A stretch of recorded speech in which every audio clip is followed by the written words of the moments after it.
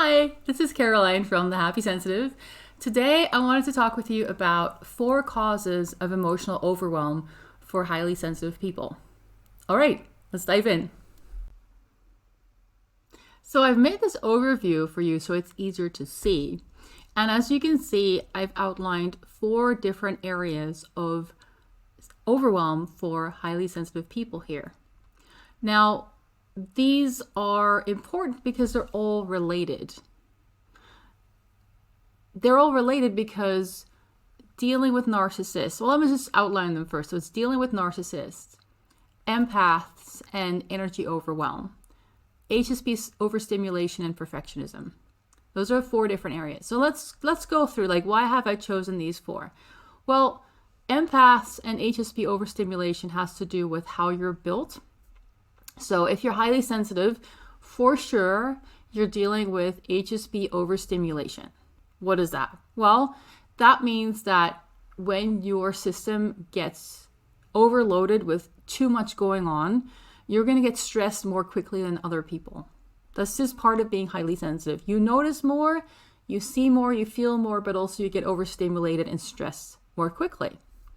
So what this boils down to is that it can be hard to know or honor your limits because your limits are different from most of the people around you. So chances are that you haven't really learned how to know when enough is enough for you, or like what actually works for you, and how much and how long and when, and how much rest you need, and how much activity you need, and what is actually the best balance for your system. Chances are you don't really know because your balance and your, what you need is different than it is for most people. So what most of us do, we grow up, we look at the people around us and we're like, well, that's normal, that's normal, that's normal. And then we just kind of emulate what works for other people. And for most people who have the same kind of stimulation limits, this works really well. But for highly sensitive people, this doesn't. And if you copy the limits from the people around you, chances are you're going to be walking on your toes and constantly manage being stressed, trying to get by, but being really stressed and high strung because you need to actually stick to your own boundaries, but you need to know how to find and honor and understand those. Chances are you feel guilty about needing more quiet than other people. It feels weird, you don't want to be a burden, or you're worried that you might be a hermit because you need more downtime than most people around you.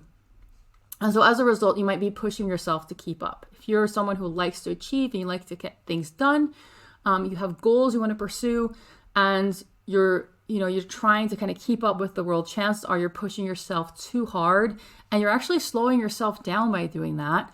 But, it's hard to find your own rhythm when you haven't been taught how to respect your limits and even understand what that is. And you might also experience that it seems like everybody needs something from you. Everybody's kind of tugging at you, wanting things from you, and that is adding to your stress and overstimulation. So these are some areas of HSP overstimulation that a lot of sensitive people deal with. It's not necessary to have this problem the rest of your life, but it's where many of us start. Like we start realizing, oh God, I've got a lot going on and I feel like I'm walking on my toes and it feels like the world is too much, right? If you feel like the world is too much, you have this problem. You're overstimulated a lot of the time. Okay, so that's one area, and that applies to all highly sensitive people. Now there's another area, which is if you are sensitive to energy. If you are not just highly sensitive, but you're also sensitive to energy to the point where you can feel what other people are feeling, or you have very strong intuition, or you may even be an empath, which means that you feel what others are feeling and you literally absorb that energy and carry it around with you. Now, I've put empaths here because it's the word that most people know, but there are actually a lot of varieties and different kinds of ways that you might be sensitive to energy from others, and all of those different ways require different strategies and different solutions. Okay, so that's just an aside, but I just wanted to put that out there because sometimes people think if they have strong intuition, that naturally means that they have that they're an empath, but that's not necessarily the case. There can be lots of different kinds of people who are sensitive to energy in different ways, who are all highly sensitive and they have certain intuitive abilities. And some of them can be empaths, but there can be other ways as well that you can be picking up on things. And I typically help people with most of those possibilities that can be going on. Now, if you're an empath or if you're sensitive to energy from others, chances are that you're struggling a lot with what feels like the loudness of emotional undercurrents. It's like there's always this gap between what people are saying versus what you feel from them. You know, what they're expressing verbally and outright and with their body, well, maybe body language too, but, or what you're kind of picking up from them.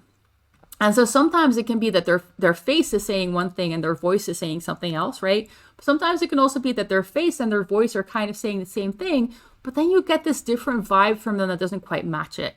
So that can be very confusing. And when you don't know what that is or what to do with it, it can be very overwhelming because like it's hard to get your bearings. Like, what do you respond to, right? Do you respond to the face? Do you respond to the words? Do you respond to the undercurrent? And then some people who experience this, they start to feel like everyone's lying to them, right? And that's a whole other topic. Quick note about that is that typically people are not necessarily lying. Some people are, but you know, we all have lots of different layers. We all have different levels of awareness. We have a lot of different things going on inside of us. And typically when we communicate with others, we select what we want to share. And so if you're more sensitive, you can be picking up on a lot of things that people don't necessarily intend to share. And that can be very confusing. So that's one area where for empaths and other people who are sensitive to energy, it can be stressful, it can be overwhelming, and it can create a lot of emotional overwhelm because you're trying to understand and process all this stuff that you don't really know what to do with. Another aspect of that is that you can be tired, but not even know why. You're just tired for no seemingly good reason because you're interacting with people on these energy planes that are invisible. They're hard to pin down. It's hard to know what that is if you don't have the training and you don't have the tools to understand that. So you might be going around picking up on a lot of stuff, not quite understanding what you're picking up on and what you're processing, but it's all got to go through your, body and mental processing system. And it gets, that part of you gets kind of worn out just processing all that information, right? It's like if you're reading stuff online, but you don't know what you're looking for and you're just like randomly reading stuff and then you're not sure what it means or if it's relevant or not or what to do with it, you get tired very quickly, right? If you know if you're looking for a specific product or a specific answer and you go to 10 pages and you find it, that is easy to process, right? Then you just know, okay, this is the answer, done. You can just kind of close the whole thing. But if you're not sure what you're reading and you're not sure what it means, you get overwhelmed more quickly. Well, this happens on the energy planes too. If you're kind of energetically reading a lot of situations, but you're not sure what it means, you're not sure what to do with it, you get tired. And there can be other reasons for the tiredness too that have to do with, you might have certain connections with people that are not so great for you, that can actually zap your energy in lots of complicated ways. So that can be that level to things as well. Now, the last part of empaths is kind of feeling lost. Like, where am I underneath it all, right? Like if you are inundated with a lot of stimuli and a lot of information and a lot of emotional stuff from other people, you can kind of get lost in the middle of it. You can feel like you're not even sure what you're feeling or what you're wanting anymore. And that is exhausting. And that leads to a situation where you're not sure what to do. You're not sure what your purpose is. You're not sure what to decide. You're not sure what to say yes or no to because you're no longer sure, is this me? Is this someone else? What do I actually want or feel? It gets very confusing. So that leads to a lot of emotional overwhelm. So that's empaths and people who are energy sensitive, who pick up on things from others, have very strong intuition. Like I said, I've kind of labeled it as empaths, but actually there's a lot of different types of sensitive people under this label. Not all of them are empaths, but empaths is the word that most people know. Okay, so we've got empaths, HSP, overstimulation. Then we've got dealing with narcissists. Now, this may seem like a totally different topic, but it's actually not. And it's not for a few different reasons. First of all, if you're dealing with narcissists a lot, typically that comes from your family background. Like you grew up with a narcissistic parent or other narcissistic family members, or maybe like everyone seemed to be. You're dealing with a lot of stressful stuff. You're dealing with constant put downs, People are constantly like competing with you, right? There's never that time where you're just like kumbaya together supporting each other. With narcissistic people, everything is a competition. Everything is about who is better, who is worse. And so it's like you can never relax and just enjoy and share, because if you share something that makes you look better than them, they're going to be offended or they're going to try to take you down a notch. And if you share something that makes you look worse than them, they're going to make fun of you. You know, and it's really tricky and it's really overwhelming to deal with that. And so when you deal with constant put downs like this, you're going to have a lot of negative feelings. You're going to feel lonely, you're going to feel unloved, you're going to feel scared, you're going to feel frustrated. And so you get a lot of emotional overwhelm because you're constantly being stressed out from these negative interactions. And typically when you grow up with this, you get used to it. And when you get used to it, you end up kind of allowing more of these people into your life as you get older. So then as you get older, you end up in workplaces where you're always the one that the bullies go to. You're always the one that somehow has to put up with the narcissist. I remember when I was in elementary school, my teacher said, oh, we had this bully in our class. And my teacher said, oh, Caroline, I'm going to put you next to the bully because you're really good at calming him down. And I was just like, gee, thanks, like, thanks for like rewarding me for being a good student by putting me next to the worst student. And, this boy was terrible and he was always hitting me. And I was able to handle him quite well, but it was very stressful for me. And I think this kind of stuff happens a lot, right? Like if you develop skills to deal with difficult people, you either end up in situations where everyone's like, oh, like, let her handle this, let her handle the difficult person. Or you don't even realize that they're difficult because you're just so used to it that you just put up with a lot of bullshit from people. And this leads to a lot of stress and emotional overwhelm. So that's the constant put downs. What that leads to is you feel like you never get heard. So your voice gets lost in the shuffle. Narcissists are not people who listen. Okay, narcissistic people like to hear themselves talk a lot. And that doesn't mean that people who talk a lot are narcissists. It just means that narcissists are people who only listen when they're talking. And when somebody else is talking, they're just kind of like going off in their head thinking about something else, or, they might kind of semi-listen for what they understand, but they're not really, really, really open to hearing you. And so what you experience on the other end of that is you never feel heard. And you might conclude that there's something wrong with you or you're not worth hearing. Either way, it's going to feel pretty bad.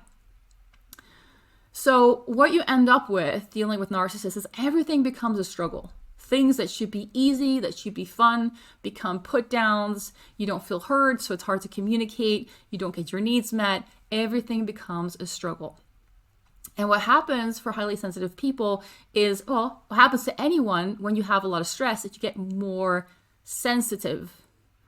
When your nervous system gets stressed, it becomes more sensitive because your nervous system is like, we have to be on high alert, right? And when you're on high alert, you get more sensitive. So when you're already naturally highly sensitive and you have a lot of narcissistic stress in your life, you're going to become even more sensitive. And that leads to more emotional overwhelm, because now you get in this cycle where, because you're more sensitive and more sensitized to stimuli, you pick up on even more stuff, which leads to processing overwhelm, because now you have a lot more stimuli that you need to kind of process and give a place to. All of this is very confusing. Narcissistic abuse is very confusing. A lot of time talking about narcissists, people talk about people with narcissistic personality disorder, which is very extreme, right? But that is not the problem that most of us have. The problem that most of us have is kind of the everyday narcissist, who are not like the worst, but they do a lot of these things. They don't really listen. There's a lot of put downs. You never feel heard. Everything's a struggle with them. And it just creates a lot of stress on a daily basis. So all these kind of feed into each other, right? Like you get more sensitive because you're dealing with narcissists. That means you're picking up on more stuff because you're on high alert. Because you're on high alert, you get overstimulated even more quickly. And, it's even harder to find your limits. It's easier to lose yourself. You're going to have to push yourself more to catch up, because what you really want to do is just take a huge break, but it feels like you can't because you're stressed, which means you're afraid, which means you're in this survival mode of like, oh my God, I got to keep going. So all these work together. Now there's one more I haven't talked about, and that's perfectionism. Perfectionism is this really controversial topic because it seems like now when people hear the word perfectionism, like, oh, perfectionism's bad. And I want to demystify that a little bit because there's actually two kinds of perfectionism. One is the bad kind, which is that you want to be a perfect person at all costs, right? You're like, oh, I want to have the perfect life. This is the Instagram bullshit, right? People with the perfect feeds, pretending to have the perfect life, pretending to have no problems. That is terrible. Yes, I agree. But there's another kind of perfectionism, which is that you work really hard and you work really hard to do well and to get everything done. And it feels like you just can't stop and you can't relax. And nothing is ever really done because you always see 10 million other things that you could be doing and you can't see the forest for the trees anymore. Now, this kind of perfectionism is actually very much linked to high sensitivity. And here's why. It's because as a highly sensitive person, you see more detail than others. You just see more detail. When you see more detail, you're going to naturally, when you care about the end result, you care about things being done well, you're going to fine-tune things to a bigger degree than other people. Now, most people are going to look at that and be like, they're just like a crazy perfectionist. This is way too much. But it's not that simple. However, there is an element to this where, when you can't relax and you can never stop, often there's a connection with having had narcissistic people in your life who are always criticizing you. So if you're always criticized and put down, you're going to feel really unsafe and you're going to feel like I have to try harder and do better. And so then this natural perfectionism that you have as an HSP is going to go into overdrive, and it can go into very unhealthy versions of perfectionism. So all of these together create a lot of emotional overwhelm. The perfectionism can create more overstimulation because you're seeing all these details. You're thinking about how you would like to, get this project done or deal with a situation. And you have this very idealized vision of what you would like to create. Because a lot of times, highly sensitive people, we like peace. We like things to be beautiful. We like things to feel clean. And we like things to feel harmonious. And if you want to fine-tune things to that level, it takes a lot of work, right? So you end up being overstimulated with all this work that you're piling on top of yourself. Chances are that other people are asking you to do things because they're like, hey, you do a really good job. Could you do this as well? So now you've got more work. Deep down, you're worried that you're not doing it well enough anyway because you've kind of got that narcissistic voice in your head from people who've been putting you down and, you never felt heard and you never felt like it was good enough. So you try even harder. And with all of that, you get really, really, really overwhelmed.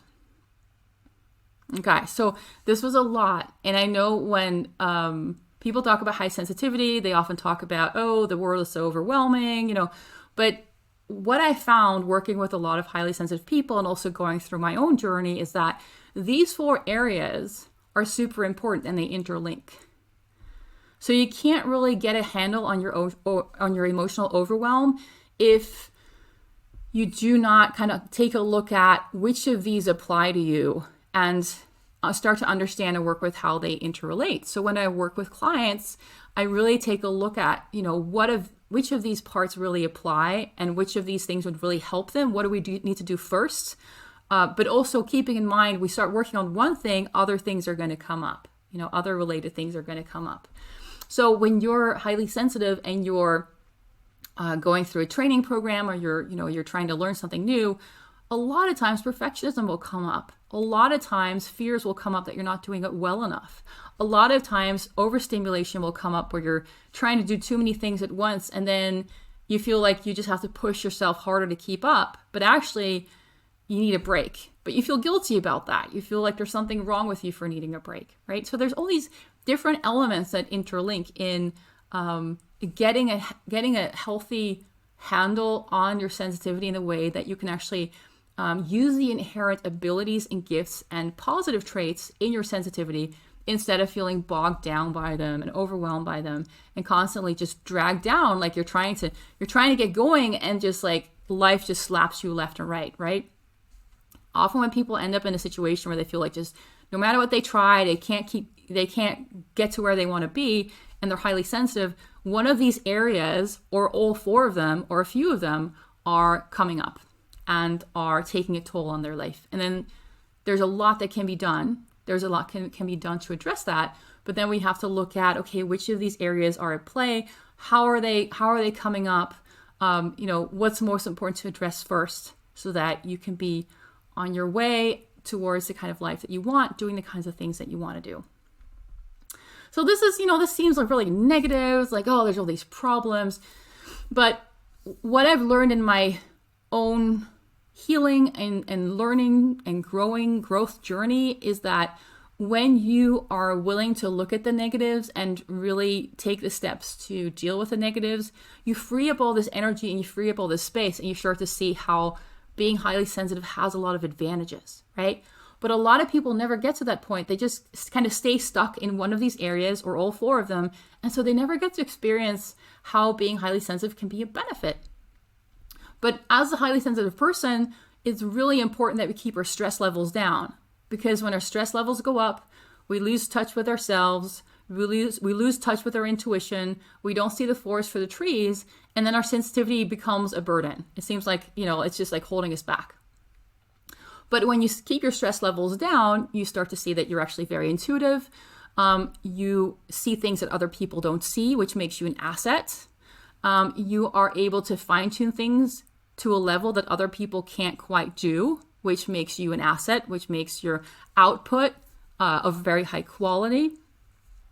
You start to see things and understand things about people that other people don't necessarily understand. You see, everything that you notice that other people don't notice is a potential source of intelligence. But when you get overwhelmed by everything that you notice, then intelligence goes out the window. You're just like stressed, right? So this is why when you get your stress levels down, then you start to notice like, oh, all these things I was struggling with that seemed like a liability are now suddenly a positive, because I noticed that I am intelligent in what I understand, what I pick up on, and what I can do. Right? So it's like high sensitivity is not, it's not that you have these special gifts that are buried per se. It's like the same qualities that make you more overwhelmed are also the same qualities that make you better at some things. But the problem is that we live in a society where like it seems like the go-to is for everyone to be stressed out and overwhelmed. And when you try to model your limits on what other people think is normal, you're going to be overstimulated for sure. And then you stay in this hole where everything just feels like it's too much. You're constantly emotionally overwhelmed. Okay, so putting the chart aside for a moment, because these four areas are so interlinked and affect your stress levels, affect your emotional overwhelm, affect your ability to let go, affect your ability to be successful. Because of that, I work with my clients on all these different areas, and I work with them to see what is really holding you back right now. Is it one of these? Is it a combination of these? What do we need to work on so that we can lower your stress levels and you can start to experience more of the benefits of being highly sensitive? Now, if you've been listening to this and you're like, oh, this sounds like me and I'm not even sure what exactly it is, but there's just a lot of things that pinged for me and that make sense, set up a clarity call with me so we can talk. I can get to know you, I can get to know what's going on in your life, and we can analyze, okay, what are the factors that are holding you back, and what are the steps that would get you from highly sensitive to happy sensitive. All right, I hope this was helpful. Thanks so much for listening. Bye-bye. Hi, so if you want to set up a clarity call, this is how it works. You go to my website, thehappysensitive.com, and then you click on coaching right here. And you'll see there's a bunch of different ways to work with me and some information. Hold on. There's actually a link for the clarity call right up here. It's really small. And then there's also a bigger link a little bit further down the page in case you miss it. See? So just click the button and you'll see here's all the information about how a clarity call works, some testimonials, some experiences people have had, costs and everything. And if you want to go ahead, you can schedule now. This is how it works. So clarity call, you confirm your time zone, you pick a date, say, all right, that's a great date for me. And then you just, fill in your information.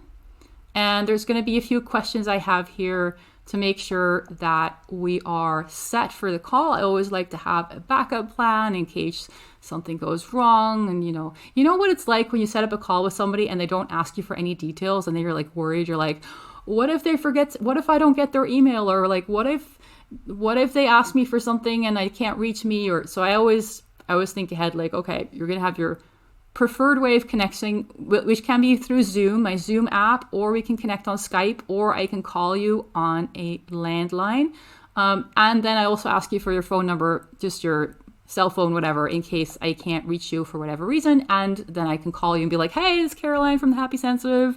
Can't reach you. What's going on? And we can make sure that you're connected. So that's all the info. And then you can pay with credit card or pay with PayPal. And then that's it. Right? That's the scheduling process.